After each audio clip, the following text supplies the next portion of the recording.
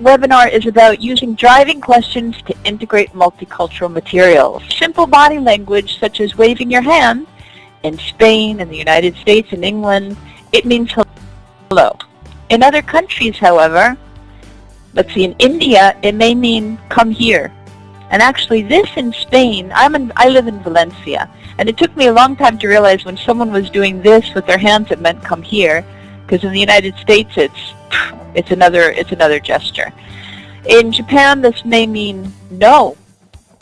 And in Eastern Asia, it's actually an offensive gesture. So you see all the different ways that it could mean in different countries, yes? Perfect. All right.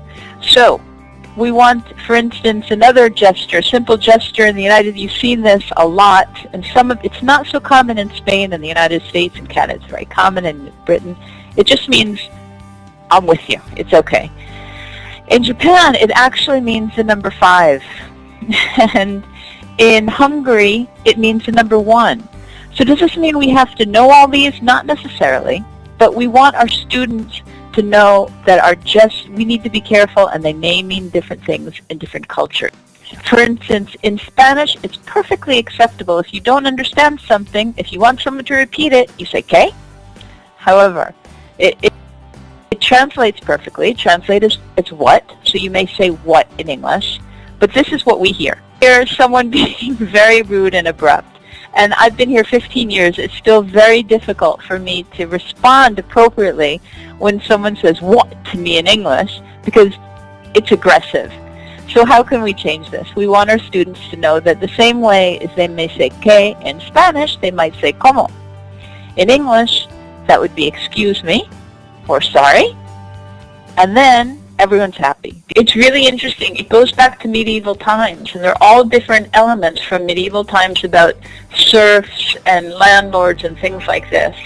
So go ahead and look at them and find out what they mean. It's a great way of teaching feudal Spain in the Middle Ages.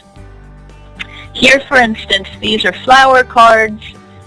These are cards in China. These are playing cards in India. This is from Hungary. And there's lots of history about each one. I gave a workshop once with more detail. What I would recommend you do is look at these playing cards and find out more about them. Very interesting way of learning about different cultures. So let's just review.